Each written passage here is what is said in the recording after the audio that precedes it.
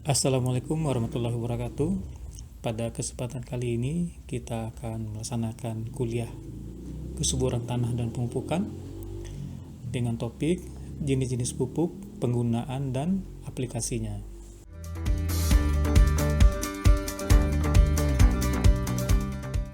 Adapun tujuan perkuliahan kita pada hari ini, mahasiswa diharapkan bisa mengenal dan dapat menjelaskan klasifikasi serta sifat pupuk. Kemudian, mahasiswa diharapkan mampu menghitung serta mengaplikasikan pupuk di lapangan. Dalam pengertian sehari-hari, pupuk adalah suatu bahan yang digunakan untuk memperbaiki kesuburan tanah. Sedangkan pemupukan adalah penambahan bahan tersebut ke tanah agar tanah menjadi lebih subur. Pemupukan pada umumnya diartikan sebagai penambahan zat hara tanaman ke dalam tanah.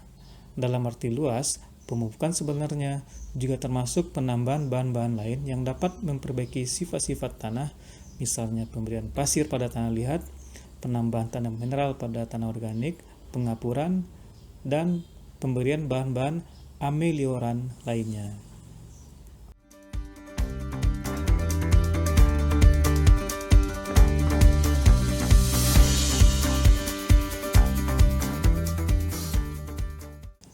Dasar-dasar pemupukan. Dalam melakukan pemupukan, ada beberapa hal yang harus diperhatikan, yaitu yang pertama, jenis tanaman yang akan dipupuk, yang kedua, jenis tanah yang akan dipupuk, yang ketiga, jenis pupuk yang akan digunakan, yang keempat, jumlah atau dosis pupuk yang akan diberikan, yang kelima, waktu pemupukan, dan yang keenam, cara pemupukan. Jenis tanaman yang akan dipupuk. Sifat-sifat tanaman yang perlu diperhatikan dalam pemupukan meliputi A. Penggunaan unsur hara oleh tanaman, dan B. Sifat-sifat akar. Penggunaan unsur hara oleh tanaman, unsur hara yang diserap tanaman digunakan antara lain untuk menyusun bagian-bagian tubuh tanaman. Jumlah unsur hara yang diperlukan untuk menyusun bagian-bagian tubuh tanaman tersebut berbeda untuk setiap jenis tanaman maupun jenis tanaman yang sama, tetapi tingkat produksinya akan berbeda.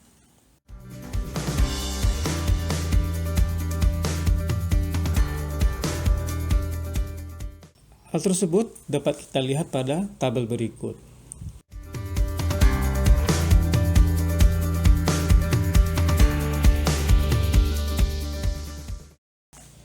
Jenis tanah yang akan dipupuk.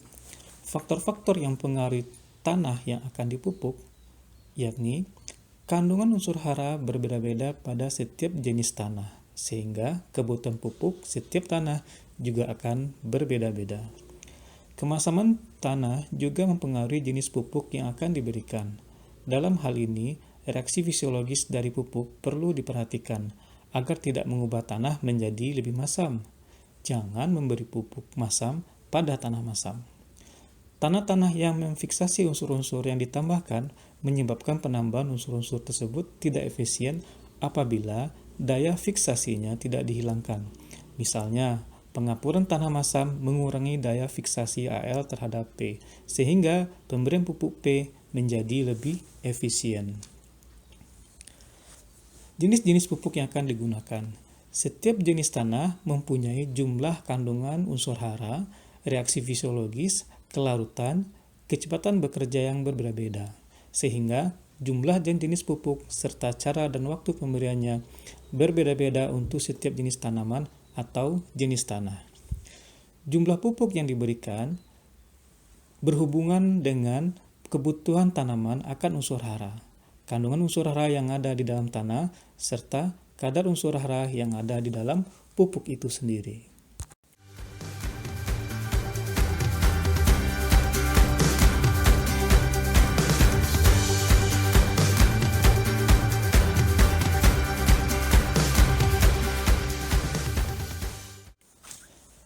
Waktu pemupukan. Pupuk yang bekerja cepat diberikan setelah tanam, sebaiknya diberikan sedikit demi sedikit dalam 2 atau 3 kali pemupukan, karena pupuk ini mudah tercuci. Contoh, urea, ZA, dan lain-lain. Pupuk yang bekerja lambat diberikan sebelum tanam dan sekaligus. Untuk tanaman tahunan yang telah tumbuh lama, diberikan setiap akan mulai kegiatan maksimum pertumbuhan. Contoh TSP, DS, dan FMP. Pupuk yang bekerja sedang dapat diberikan sebelum atau sesudah tanam, asal jangan terlalu jauh dengan saat mulai aktivitas tanaman. Contoh SE Rustica Yellow. Cara penempatan pupuk. Pentingnya adalah agar dapat diambil akar tanaman lebih efisien, agar tidak merusak biji yang ditanam atau akar tanaman. Dicari cara yang mudah dilakukan, berhubungan dengan ketersediaan tenaga kerja dan perhitungan ekonomis, tetapi memenuhi kedua syarat di atas.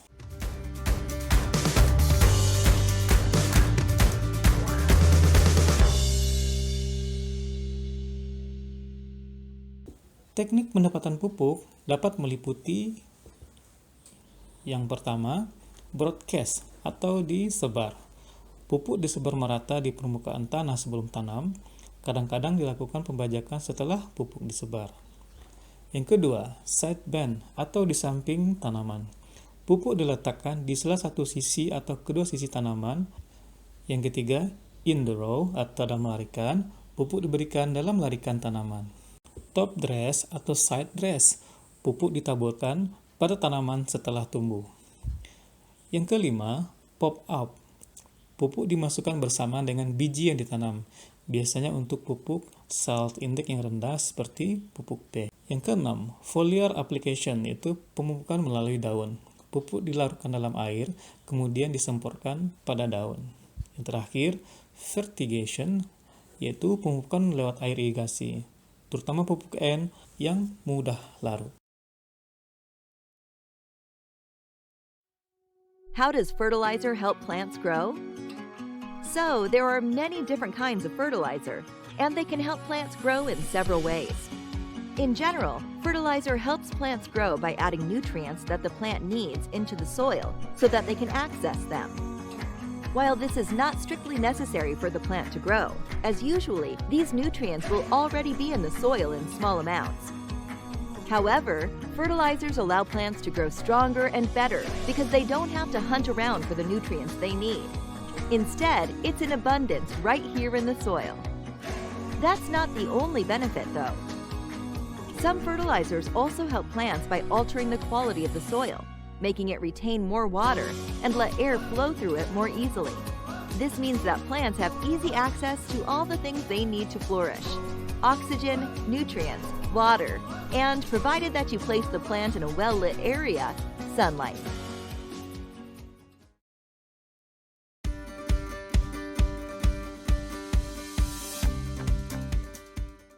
Penentuan kebutuhan pupuk.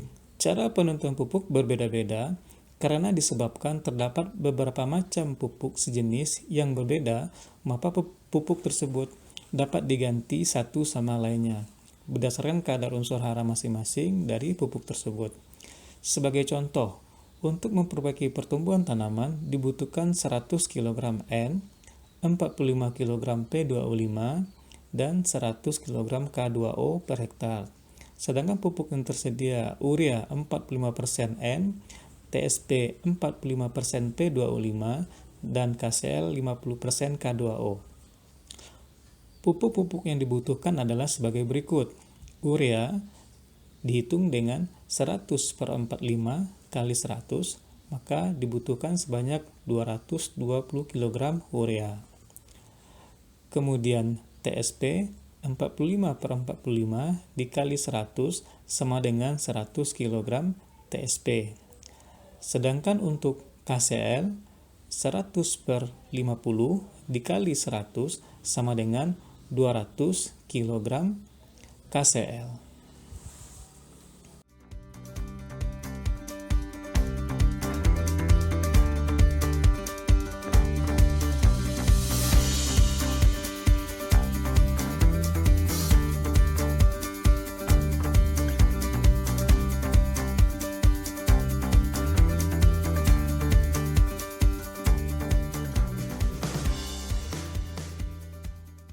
Apabila pupuk yang tersedia adalah pupuk majemuk seperti 20, 020, dan TSP, maka kebutuhan pupuk N dan K dapat diganti dengan pupuk majemuk tersebut sehingga diperlukan sebagai berikut. TSP sama dengan 45/45 dikali 100 sama dengan 100 kg. Sedangkan pupuk majemuk 100/20 dikali 100 kg, maka pupuk NPK akan dibutuhkan sebanyak 500 kg.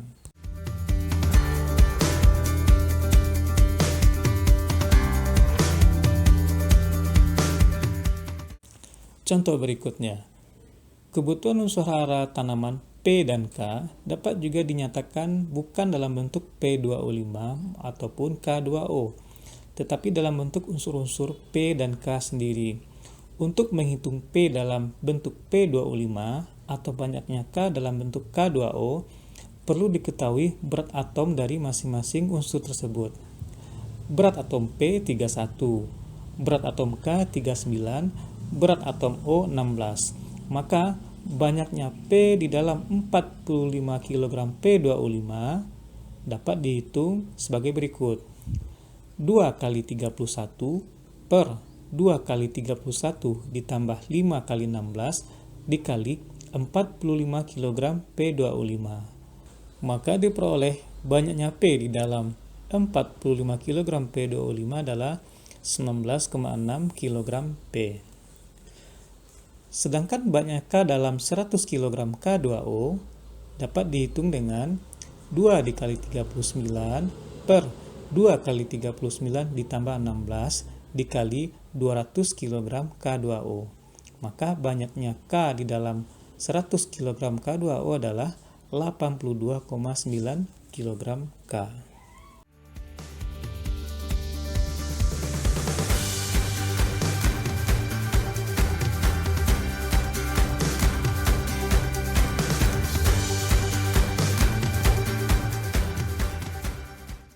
Demikian pertemuan kita pada hari ini. Untuk selanjutnya, kita lanjutkan dengan diskusi. Jika ada hal-hal yang masih meragukan atau ingin ditanyakan yang perlu kita diskusikan, silakan disampaikan. Saya sudahi dengan Assalamualaikum warahmatullahi wabarakatuh.